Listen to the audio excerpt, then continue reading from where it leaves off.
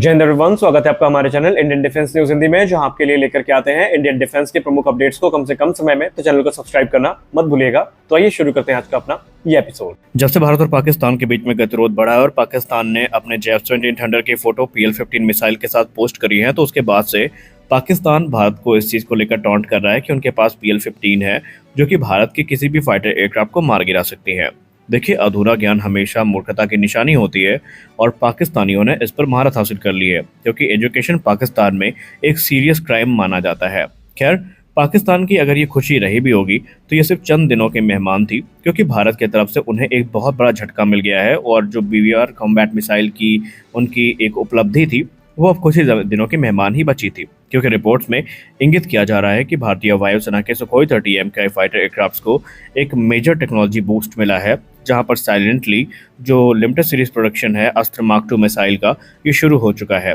जी हाँ, अस्त्र mark 2 missile को लेकर IDRW की रिपोर्ट में कहा जा रहा है कि यह मिसाइल साइलेंटली जो लिमिटेड सीरीज प्रोडक्शन फेज है उसमें एंटर कर चुकी है। इस मिसाइल को defence research and development organisation के द्वारा विकसित किया गया है और इसको टेसी मीटियोर की संज्ञा दी जाती है, क्योंकि ये तकरीबन मीटियोर की कैपेबिलिटी से 80% रिजेंबलेंस को शेयर करती है। बात करें मिसाइल की रेंज की, तो ये मिसाइल 160 किलोमीटर से ज़्यादा की रेंज के साथ आती है। कुछ मीडिया रिपोर्ट्स तो ये क्लेम करती हैं कि इसकी रेंज 200 किलोमीटर तक हो सकती है, ऐसा दावा किया जा रहा है। अस्त्र मार्क 2 को बेसिकली इस प्रकार से डिजाइन किया गया है कि ये चाइनीज PL-15E मिसाइल जो कि पाकिस्तानी वायुसेना में इस समय इन सर्विस हैं, जो कि उनके J-10C और JF-17 फाइटर्स में हमें देखने को मिलती हैं, उनको आउट परफॉर्म कर सकती है और इसमें हमें सुपीरियर रेंज और एडवांस टेक्नोलॉजिकल फीचर्स देखने को मिलते हैं। हालांकि ये मिसाइल एक्सटेंसिव टेस्टिंग से गुजर चुकी है, जहां पर कैप्टिव फ्लाइट ट्रायल से लेकर के जो दूसरे ट्रायल्स हैं वो लगातार सुखोई 30 MKI से आयोजित किए गए हैं। अगर हम रिपोर्ट्स की बात माने तो अस्त्र मार्क 2 को इस समय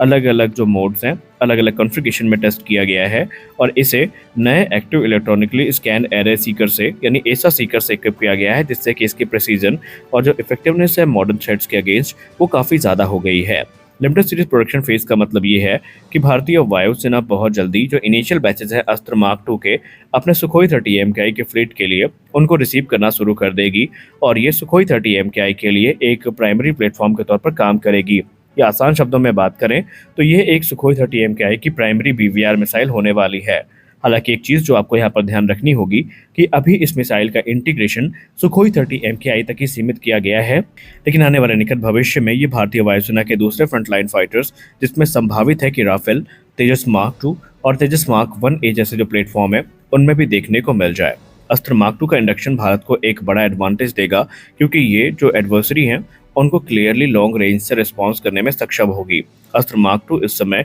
काफ़ी ज़्यादा उम्मीदों को लेकर आई है भारत के लिए और डिफेंस एक्सपर्ट्स ये मानते हैं कि इसकी जो रेंज है ये भारत के लिए गेम चेंजर साबित हो सकती है। खैर, अस्त्र परिवार की अगर हम बात करें तो अस्त्र परिवार में हमें 3 मिसाइल्स देखने को मिलती हैं। सबसे पहली है अस्त्र मार्क 1, जिसके बारे में हम लोग भली भांति परिचित है। ये मिसाइल हमें 110 किलोमीटर की रेंज के साथ देखने को मिलती है और ये इस समय सुखोई 30 MKI, तेजस मार्क 1 और राफेल में इंटीग्रेट की जा रही है। इसके अलावा MiG-29 UPG और MiG-29K जैसे जो प्लेटफॉर्म है उसमें भी ये देखने को मिलेगी। और इसके अलावा दूसरी मिसाइल इस परिवार की होने वाली है अस्त्र मार्क 2, जिसके बारे में अभी हमने बात करी है, जो कि 160 किलोमीटर से ज़्यादा की रेंज को होस्ट करती है। और तीसरी मिसाइल होगी अस्त्र मार्क 3, जिसको हम गांडीव के नाम से जानेंगे और ये मिसाइल ऑलरेडी टेस्टिंग से गुजर रही है और आने वाले भविष्य में ये 300 किलोमीटर तक की मारक क्षमता के साथ आएगी। यानी कि भारत के पास ये कैपेबिलिटी होगी कि भारत अपने सुखोई 30 MKI फाइटर जेट्स की सहायता से न सिर्फ एनिमी फाइटर जेट्स बल्कि उनके जो फोर्स मल्टीप्लायर्स हैं,